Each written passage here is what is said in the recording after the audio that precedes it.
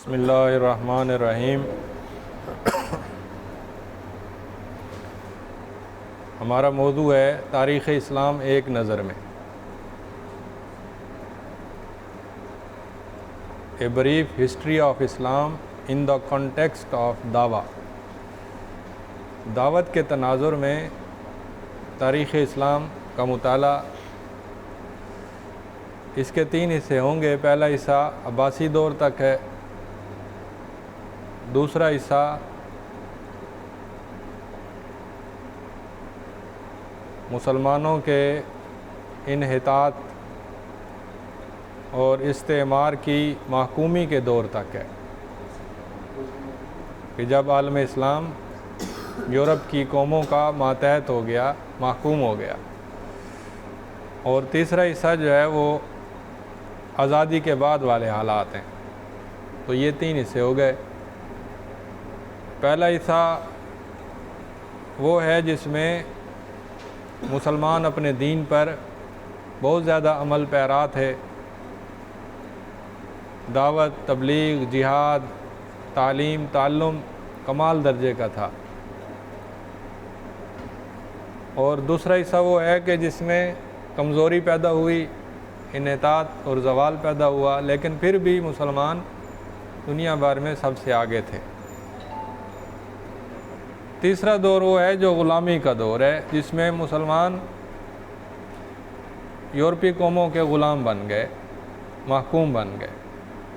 یہاں غلام سے مراد وہ نہیں ہے جو ایک اصطلاح ہے نا غلامی، کہ بندہ زر خرید غلام ہو، وہ غلام نہیں، محکومی مراد ہے کہ ان کے ماتحت، ان کی زیر حکومت، زیر تسلط زندگی گزارنے لگے۔ تقریباً 100 سال، 150 سال، مختلف قوموں کے مختلف حالات ہیں۔ تو یہ پہلا حصہ ہے۔ پہلا حصہ شروع ہوتا ہے سیرت نبوی سے۔ نبی اکرم صلی اللہ علیہ وسلم اللہ تعالیٰ کے آخری نبی ہیں۔ آپ کی آمد سے دنیا بھر میں اور خاص مسلمانوں کے اندر ایسے عقائد اور ایسی مذہبی بیداری اور ایسی نیکی پیدا ہوئی کہ جو آخرت اور نجات کے لیے بھی ضروری تھی اور دوسری قوموں کی ہدایت کے لیے بھی ضروری تھی۔ تو تمام نبیوں کی طرح آخری نبی حضرت محمد صلی اللہ علیہ وسلم نے شرک سے منع کیا، اللہ کی عبادت کی دعوت دی، بت پرستی سے منع کیا۔ تو سب سے بڑا جو پہلو ہے سیرت کا وہ یہ ہے کہ آپ نے شرک سے روکا، ہر قسم کے شرک سے، بت پرستی کا ہو یا اللہ کے نبیوں کو بیٹا بنانا ہو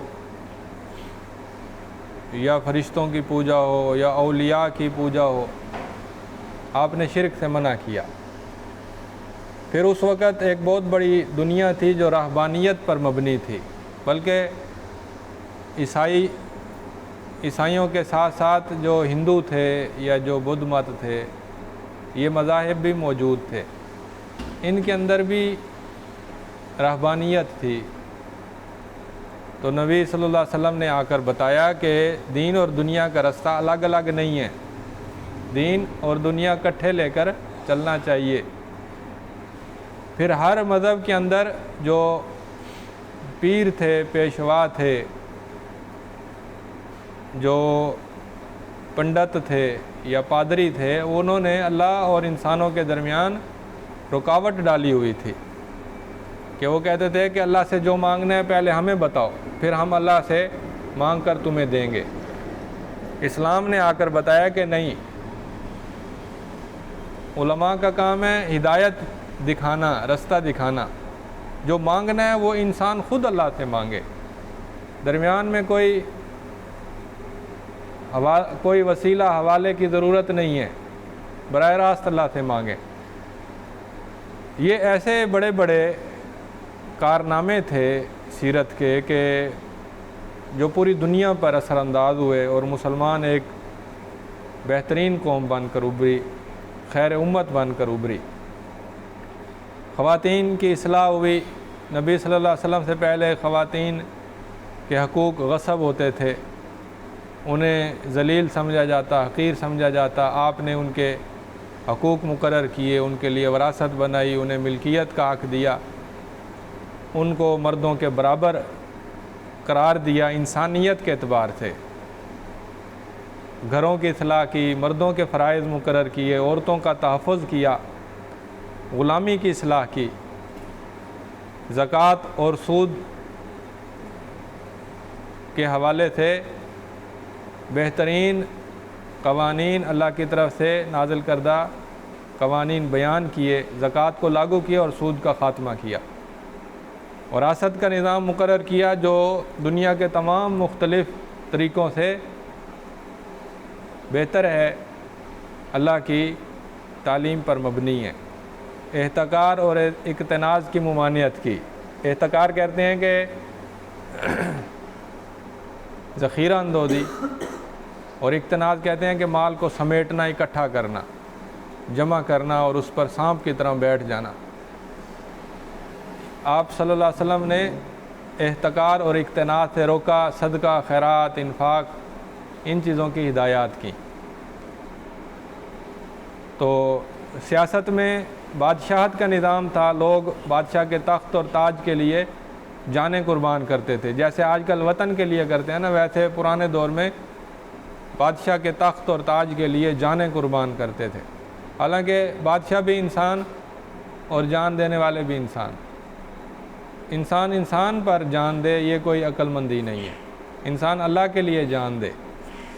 تو نبی صلی اللہ علیہ وسلم نے حاکمیت الہی کا عقیدہ بیان کیا، قانون بالا تر ہے، بادشاہ کے لیے بھی قانون ہے اور حاکم کے لیے اور عوام کے لیے، سب کے لیے قانون ایک جیسا ہے، خلفائے راشدین ہوں یا عوام ہوں، حدود اور تعزیرات اور اللہ کے قوانین کی پابندی سب پر ضروری ہے۔ عدالتوں کی اصلاح کی، قانون کا ماخذ اللہ کا قانون بنایا، غیر مسلموں کے حقوق مقرر کیے، امر بالمعروف اور نہی عن المنکر کا ضابطہ مقرر کیا، حدود اور تعزیرات نافذ کی۔ یہ سارے اقدامات نہایت غیر معمولی تھے، نہایت غیر معمولی تھے۔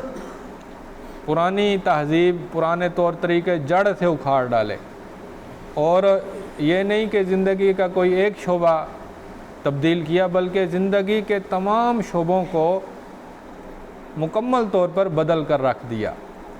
عسکری سطح پر دیکھیں تو اس وقت کی جو جنگیں تھیں وہ سب کی سب شہرت، ناموری، خطے کے لیے، مادیت کے لیے اور غنائم کے لیے، بادشاہوں کے لیے، قوموں کے لیے لڑی جاتی تھیں۔ نبی صلی اللہ علیہ وسلم نے آ کر تعلیم دی کہ جنگ اللہ کے راستے میں ہو، انسانیت کے فائدے کے لیے ہو، امن اور امان کے لیے ہو، عدل اور انصاف کے لیے ہو، ظلم کے لیے نہ ہو، ظلم کو مٹانے کے لیے ہو۔ ظلم کو مٹانے کے لیے جہاد کا جو طریقہ ہے نا، پوری دنیا میں نبی صلی اللہ علیہ وسلم کے دور میں کہیں پر رائج نہیں تھا کہ ظلم کو مٹانے کے لیے تلوار اٹھانا، یہ کسی نے نہیں کیا تھا۔ تو آپ نے جنگ کے قوانین مقرر کیے کہ عورتوں کو کچھ نہیں کہنا، بچوں کو کچھ نہیں کہنا، بوڑھوں کو کچھ نہیں کہنا، جو تلوار پھینک دے اسے کچھ نہیں کہنا، جو راہب ہیں، خانگاہوں میں بیٹھے ہیں، جنگ میں حصہ نہیں لیتے، انہیں کچھ نہیں کہنا، پرامن لشکر کشی کرنی ہے، خام خواہ کا خون نہیں بہانا۔ فوج کا اخلاق مقرر کیا کہ فوجی جو ہے پہلے تربیت حاصل کرے، اللہ کے لیے لڑے، اللہ کے لیے تلوار اٹھائے، اللہ کے لیے قوانین کی پابندی کرے۔ یہ سیرت کا بڑا غیر معمولی انقلابی پہلو تھا جو نبی صلی اللہ علیہ وسلم نے سب سے پہلے آ کر مکہ مدینہ میں لاگو کیا، صحابہ کرام کو تیار کیا، اور پھر صحابہ کرام نے پوری دنیا کے اندر یہ سارے قوانین، مذہبی، آئلی، معاشرتی، معاشی، سیاسی، عدالتی، یہ سارے آپ نے پھر دیگر قوموں کو سکھائے، بتائے، دعوت دی۔ فن اور ادب میں پوری دنیا میں رقص اور سرود ہوتا تھا، چاہے رومی ہوں، چاہے بھارتی ہندوستانی ہوں، انڈیا کے ہوں، چاہے وہ چینی ہوں، ہر ملک ہر قوم کے اندر رقص اور سرود تھا۔ نبی صلی اللہ علیہ وسلم نے آ کر منع کر دیا۔ تصویر کشی ہر قوم میں تھی، رومیوں میں، یونانیوں میں، چینیوں میں، ہندیوں میں، لیکن نبی صلی اللہ علیہ وسلم نے آ کر ہر جگہ پر تصویروں کو منع کر دیا، غیر اسلامی کھیلوں کی پابندی کر دی، ممانعت کر دی۔ تو حضرت نبی صلی اللہ علیہ وسلم کے بعد آپ کے جو 4 خلیفہ تھے، یہ خلافت راشدہ کہلاتی ہے۔ خلافت راشدہ کا مطلب یہ ہے کہ یہ جو خلافت تھی یہ علی منہاج النبوہ تھی، نبوت کے طریقے کے عین مطابق، یعنی خلیفہ مسجد میں نمازیں پڑھاتا، سادہ ہوتا تھا، کھانے پینے میں، لباس میں سادہ، عوام کا خادم ہوتا تھا۔ تو اس نے جیسے نبی صلی اللہ علیہ وسلم نے بت پرستی ختم کی، عدالتی قوانین نافذ کیے، عورتوں کے حقوق مقرر کیے، رزق حلال کا فروغ کیا، ایسے ہی خلافت راشدہ نے کیا۔ عدل و انصاف کو بڑے پیمانے پر پھیلا دیا۔ نبی صلی اللہ علیہ وسلم کے دور میں صرف جزیرۃ العرب مسلمان ہوا تھا، لیکن خلفائے راشدہ کی محنتوں سے، کوششوں سے، اور نبی صلی اللہ علیہ وسلم کے تربیت یافتہ صحابہ کی محنتوں سے اسلام دور دور تک پھیل گیا۔ بڑے بڑے علاقے، بڑے بڑے ملک، بڑے بڑے خطے مسلمان ہو گئے، اور جہاں جہاں بھی لوگ مسلمان ہوئے وہاں عدل و انصاف نافذ کیا گیا، انسانی اخوت کو لازم قرار دیا گیا۔ نسلی امتیاز یعنی عربی عجمی کا فرق یا زبان کا یا رنگ کا یا نسل کا یا ذات پات کا فرق، یہ مٹا دیا گیا۔ نبی صلی اللہ علیہ وسلم کے دور میں اور خلفاء راشدین کے دور میں اور تمام مسلمان بادشاہوں کے دور میں عورت رنڈی نہیں ہوتی تھی۔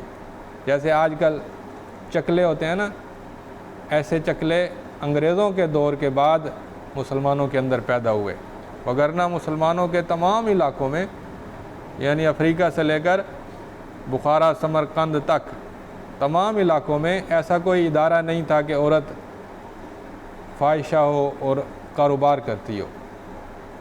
غلاموں کے حقوق مقرر تھے، اور وہ حقوق ایسے تھے کہ کسی قوم اور زبان میں، کسی نسل کے اندر یہ حقوق نہیں تھے۔ عورتوں کے حقوق، اخلاق اور تعلیم کو عام کرنا، ذمیوں کے حقوق، یہ بہترین تعلیمات تھیں جو خلفائے راشدین نے اپنے دور میں رائج کیں، اور جس کو دیکھ کر ایک بہت بڑی دنیا مسلمان ہوئی۔ مصر مسلمان ہو گیا، شام مسلمان ہو گیا، عراق مسلمان ہو گیا، ایران مسلمان ہو گیا۔ یہ وہ علاقے تھے جو پہلے عربی نہیں تھے، ان کی زبانیں اپنی اپنی زبانیں تھیں، لیکن یہ ایسے مسلمان ہوئے کہ اس وقت سے آج تک ان کی زبان عربی ہے، یہ عربی ہیں۔ اب ان کی پرانی زبانیں ختم ہو گئیں، مصر، شام، اس کے بعد تیونس، پھر سوڈان، پھر مغرب، الجزائر، یہ سارے علاقے ہمیشہ کے لیے عربی بن گئے۔ تو عدالتیں آزاد ہوتی تھیں خلفاء راشدین کے دور میں، یعنی قاضی جو ہے وہ خلیفہ کو بھی بلا لیتا تھا کہ یہ آپ کے خلاف یہ نالش آئی ہے، آپ آ کر وضاحت دیں۔ تو خلفاء بھی شرماتے نہیں تھے کہ ہم بادشاہ ہمیں بلا لی ہے۔ تو رواداری، مذہبی آزادی، قانون کی بالاتری، اللہ کی حاکمیت، آزادی رائے، مشاورتی نظام، یہ خلفائے راشدین کی بنیادی خصوصیات ہیں جو پہلے نہیں ہوتی تھیں۔ مسلمانوں نے آ کر پروان چڑھائیں اور نافذ کر کے دکھائیں اور ایک نمونہ دکھایا۔ جہاد کے اندر خلفائے راشدین کے دور کا جو جہاد تھا، یہ جہاد کی روح سے لبریز تھا، جو جہاد فی سبیل اللہ ہوتا ہے۔ جو جہاد فی سبیل اللہ کے مقابلے میں امپیریلزم ہوتا ہے، یعنی شہنشاہیت، شہنشاہ کے لیے لڑنا، اس کے علاقے کے توسیع کے لیے لڑنا، اور شہنشاہ کے محصول کو زیادہ کرنے کے لیے لڑنا، یعنی دنیا کی خاطر لڑنا، یہ امپیریلزم تھا۔ ادب اور فن جو ہے وہ نبوی طریقے کے مطابق، نہ ادب میں فحاشی تھی، نہ آرٹ میں، مجسمہ سازی ویسے ختم ہو گئی، تصویر سازی ویسے ختم ہو گئی، گانے، موسیقی، یہ چیزیں بھی ختم ہو گئیں۔ اس کے بعد آ گیا بنو امیہ کا دور۔ بنو امیہ کے دور میں بادشاہوں کے اندر کچھ نہ کچھ خرابیاں پیدا ہو گئیں، شاہانہ طرز زندگی آ گیا جو کہ خلفاء میں نہیں تھا، نبی صلی اللہ علیہ وسلم میں نہیں تھا، بیت المال کی دیانت میں کمزوری پیدا ہو گئی، عوام کا محاسبہ ختم ہو گیا، عدالتیں پہلے آزاد ہوتی تھیں لیکن عدالتیں اب تھوڑی سی ان کی آزادی محدود ہو گئی، شرائعیت کمزور ہو گئی، بادشاہ منمانی کرنے لگ گئے، عربی عجمی کا امتیاز پیدا ہو گیا، علماء پر ظلم ہونے لگ گیا۔ یہ پہلا انحطاط اور پہلی خرابی تھی جو اموی دور میں پیدا ہوئی، لیکن بعض لوگ اس سے یہ نتیجہ نکالتے ہیں کہ اموی دور بہت برا تھا، برا نہیں تھا، ان کا معاشرہ بالکل ٹھیک تھا، بادشاہوں کے اندر خرابی پیدا ہوئی لیکن جو معاشرہ تھا وہ تابعین کا تھا، تبع تابعین اور تابعین کا بہترین معاشرہ تھا، علماء کی تعلیم کا زمانہ تھا، حق گوئی تھی، اسلامی معاشرہ، عدالتیں عوام کے لیے بالکل ٹھیک تھیں، بادشاہوں کے لیے وہ رعایت کرتی تھیں لیکن عوام کے لیے وہ بہترین عدالتیں تھیں۔ بادشاہوں کا شخصی کردار اچھا ہوتا تھا، یعنی نماز کے پابند ہوتے تھے، چاہے عیش و عشرت والے ہوں لیکن نمازوں کے پابند تھے۔